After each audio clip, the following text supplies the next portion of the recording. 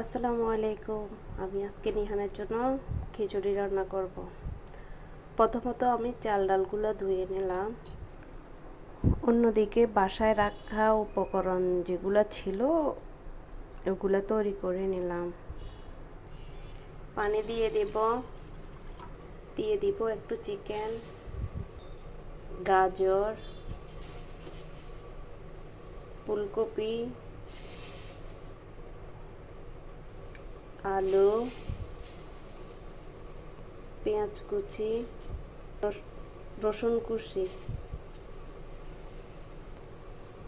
লবণ, হালকা হলুদ গুঁড়া,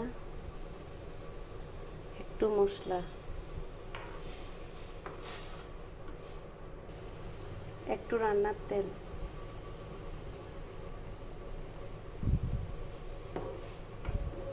ডিম নিয়ে নিয়েছি, এটা আমি দিয়ে দিব। ভালো করে নেড়ে নিলাম। আমার রান্না প্রায় শেষ। আমার খিচুড়ি রান্না শেষ। এখন পরিবেশন করব।